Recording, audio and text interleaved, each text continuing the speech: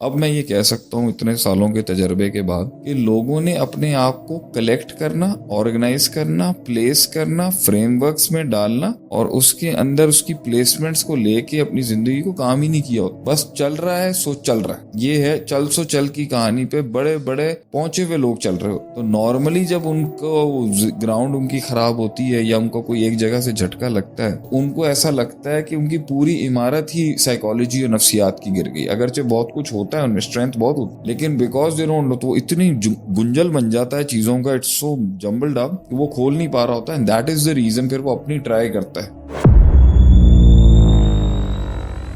बात ही क्यों करूं। आज से तकरीबन 20-25 साल पहले मुझे याद है कि लोग कहते हैं कि साइकेट्रिस्ट के पास जा रहे हैं आप तो आप साइको हैं, ठीक है, ये एक टैबू था। लेकिन आज अल्हम्दुलिल्लाह मेंटल हेल्थ एक जो है वो टॉपिक है और इसको काफी फोकस किया जाता है कि ये जिस तरह जिस्मानी आपकी जो फिजियोलॉजिकल हेल्थ है, जिस तरह वो एक इम्पॉर्टेंट चीज है, उसी तरह सिग्निफिकेंस जो है रखती है मेंटल हेल्थ भी। तो अब लोग आपके पास आ रहे हैं डिस्कस करने के लिए। अब अक्सर लोग ये समझते हैं कि भाई जो मेरे साथ हुआ है वो किसी के साथ हुआ ही नहीं आज तक, और वो इतना इमोशनल ट्रॉमा इतना पीक पे होता है कि रोना धोना, जज्बात, उसमें जजमेंट पास करना, पूरी जिंदगी बर्बाद है। लोग जो हैं वो मेरे साथ जो हो गया है वो किसी के साथ नहीं हुआ होगा और इसके बाद तो मैं उठ ही नहीं सकता। ऐसा शख्स अगर आपके सामने बैठा होता है, आपका रिएक्शन या आपकी जो मेथोडोलॉजी होती है इसको टैकल करने की, वो क्या होता है? सिर्फ एक ये वजह नहीं होती आगे आने की। इन्होंने फर्स्ट ऑफ ऑल बहुत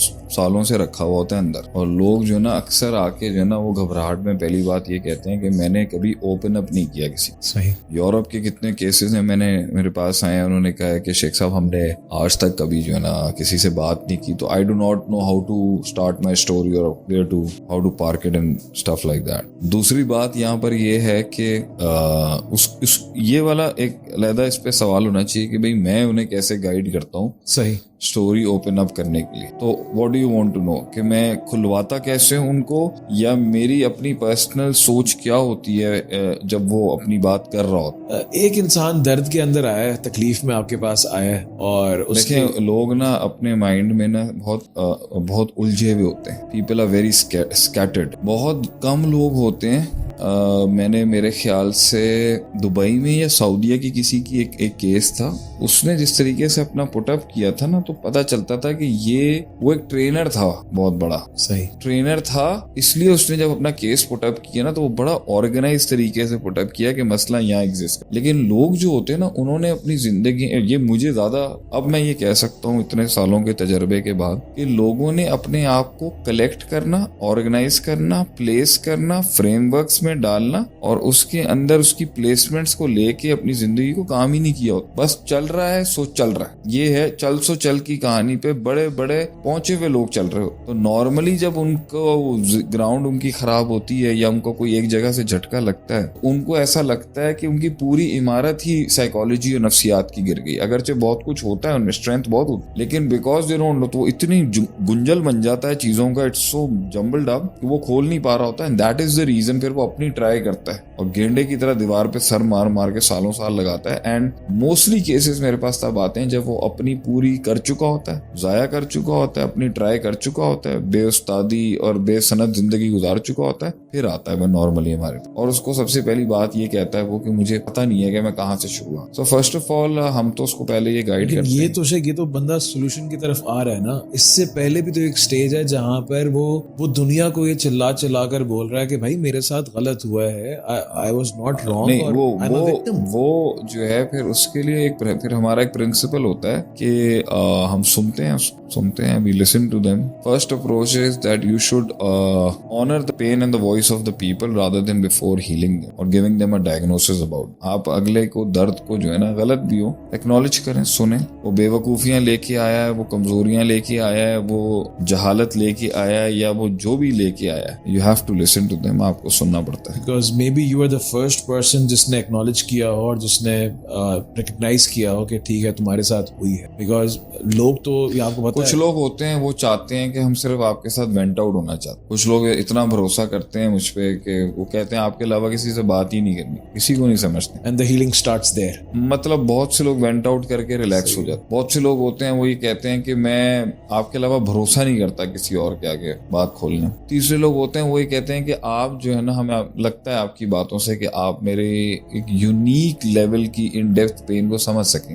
भरोसा वो इस बात पे कर रहे होते हैं कि आप ये जो आपका जो सवाल है वो एक इशू से, मैं तो सारे बता रहा हूँ, यू वुड रिस्पेक्ट कि I have gone through a lot. और कुछ लोग हैं जो इस तरह आते हैं कि आप हमें ऑर्गेनाइज कर दें, तरतीब में ले आए, हमें मसले का हल नहीं। और बहुत से लोग ऐसे होते हैं जो स्टकअप होके बिल्कुल थक हार के आते हैं। ये भी बहुत बड़ी अमाउंट है, बहुत बड़ी क्वांटिटी है ये लोगों की, बहुत बड़ी पॉपुलेशन है। और वो फिर कहते हैं कि हमें रास्ता नहीं पता। बहुत से लोग कंफ्यूजन्स लेके आते हैं, 2 फैसलों में से एक फैसला नहीं हो रहा। बहुत से लोग आर्बिट्रेशन करवाने के लिए आते हैं, 2 का झगड़ा है, 3 का झगड़ा है, आप बैठ के सॉल्व कर। सो इधर तो एक बहुत बड़ी वास्ट फील्ड है जिसके ऊपर मैंने काम किया है सारी काफी जिंदगी।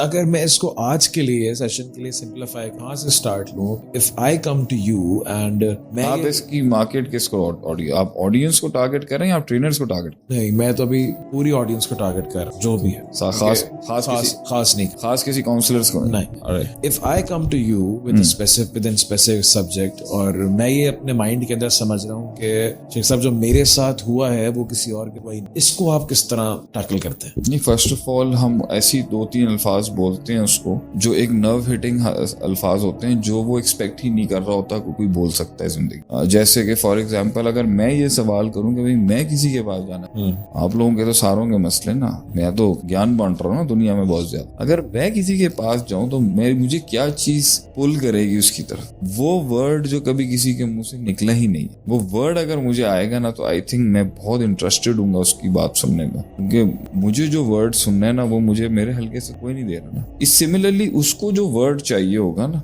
जब मैं उसको वो बात कहूंगा ना, जैसे फॉर एग्जाम्पल मेरे पास एक केस आया और उसके अंदर आप अंदाजा लगाएं कि उसकी सेल्फ एस्टीम जो थी ना, एक मर्द ने कुचल दी थी एक औरत। अब वो जो भी केस लेके आई थी ना खावंद की बुराई का वगैरह उसका, लेकिन जो when I post on that word ना कि इंसान की एक इज्जत होती है और मैं समझ सकता हूँ जब उसे कुचला जाए तो क्या हो, that was the break over there, जहाँ उसने एक ट्रस्ट बिल्ड किया कि मैं इनसे बात फर्दर कर सकता। इसी तरीके से एक केस आया और उसने बनी बनाई पूरी गेम को अपनी ही गलती से खराब किया हुआ था। तो जब मैंने उसको ये बात बताया ना कि यू डिड दिस, ये जो भी खराब हुआ है इसमें ये उसमें इतनी औकात रही, तो वो असल में अपने ऑपोजिशंस की ना ग्लोरिफिकेशन नहीं सुनना चाहता था अपने मुखालिफिन की। वो कहता था अगर मेरी तारीफ नहीं करनी है तो ये कह दें कि मेरी ही गलतियों की वजह से ये हुआ है, उनमें इतनी औकात नहीं थी। उसको when I give it to him वो वहीं पे मेल्ट हो गया और मेरे साथ बड़े सेशंस कर रहा है इस टाइम पर, और ऑस्ट्रेलिया के लोग हैं वो भी। इसी तरीके से जो है आप अल्लाह भला करे आपका,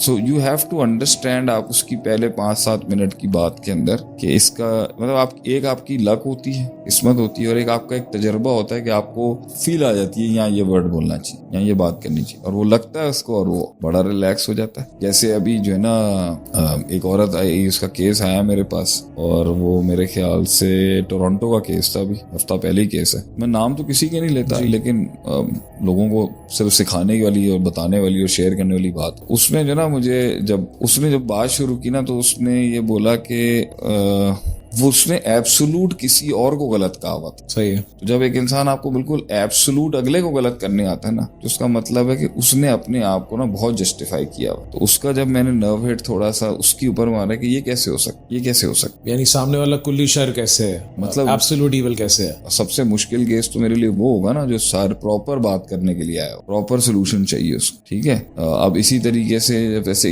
एक इंसान है, उसकी बहुत सी खवातीन आती हैं जो लेट एजेस के अंदर उनकी शादी नहीं हुई, तो वो किससे शादी करनी, अगर इसका मशवरा लेके आते हैं तो मैं उस चीज पे जैसे इस बात पे करता हूँ ना कि एज फैक्टर बहुत ग्रो कर चुका हुआ है। आप ऑप्शंस टू सिलेक्शन जो है वो ऑलरेडी आपके बहुत कम हो चुके हैं एज की ब्रैकेट के बड़े होने की वजह से। तो वहां पे उसको जो है ना वो एक लगता है कि ही नोज कि what I am thinking right now, the loneliness fact, एक ज्यादा उम्र की खातून जो है उसकी लोनलीनेस का फैक्टर बहुत होगा, ठीक है, कि लोग अपनी जिंदगी में मगन होंगे और उसको कोई खाते में नहीं ले रहा हो। That's the point where they अगर फॉर एग्जाम्पल कोई आता है आपके पास और आपको लग रहा है कि सामने बिल्कुल विजिबल है कि इसका एक बहुत बड़ा एरर है यहाँ पे, लेकिन ये विक्टिम भी है एक लिहाज से, बिकॉज सिचुएशन खराब हुई, रिश्ता खराब हुआ, हमारे पास कोई नॉर्मल आदमी थोड़ी आएगा, हमारे पास तो वही आएगा ना जिसने या तो अपनी बर्बादी की होगी या किसी ने उसकी बर्बादी की। लेकिन अगर एक इंसान ने बर्बादी की है और खुद उसका वो विक्टिम है और आप उसकी गलती उसको पॉइंट आउट करते बात हैं, गलती पॉइंट आउट करने की नहीं थी, बात उसकी उस जगह के ऊपर एक रियलाइजेशन के फैक्टर की बात है कि जिसमें वो जलील नहीं हो रहा होता। विक्टिम ब्लेमिंग ना हो। हम उसको जलील नहीं करते, हम उसको ये कहीं पे ये टच कर होते हैं कि जब ये तेरे हाथ से हुआ हुआ है तो तेरे हाथ से ठीक भी हो सकता है। So he finds hope over there. Normally लोग मेरे पास होपलेस होके आते हैं और एक होप लेके आते हैं कि शायद हमको हल बता देंगे, और बहुत से लोग जब अल्लाह से ना उम्मीद होके आए हुए होते हैं तो फिर तो बहुत डिस्टर्ब केस होता है वो। तो उसको अल्लाह में उम्मीद डालना और इस दुनिया की साइंस और मैथ्स में कि तू हाथ डालेगा और स्ट्रेटेजिकली इससे निकल सकता है, ये बहुत मुश्किल काम है, ये आसान काम नहीं। Is every destruction reversible? क्या हर डिस्ट्रक्शन रिवर्स हो सकता है? Yes, every destruction is reversible provided आप उसकी प्राइस कितनी पे करने के लिए तैयार। जैसे ऐसे बर्बादी ज्यादा होगी उसका कीमत और प्राइस बहुत ज्यादा होगा, और हालात फिर से वैसे हो जाएंगे जिस तरह थे। जिंदगी में हर चीज अपनी पोजीशंस खोती हैं और फिर पोजीशंस बनती हैं, ये एवोल्यूशन हमेशा से होती आ रही है। एक इंसिडेंट कभी भी आपको गेम से बाहर नहीं कर सकता, और अगर कोई ऐसा मेगा गलती आपने मेगा ब्लंडर आपने किया जिससे आप बिल्कुल ही भंड मार के बाहर हो चुके हैं, वो भी रिवर्सिबल हो सकता है। हर चीज रिवर्सिबल है प्रोवाइडेड आप कितनी प्राइस देने के लिए तैयार। हर भंड की प्राइस बहुत ज्यादा है डिपेंडिंग ऑन कितना बढ़ेगा। अब आप पूछते जाए तो मैं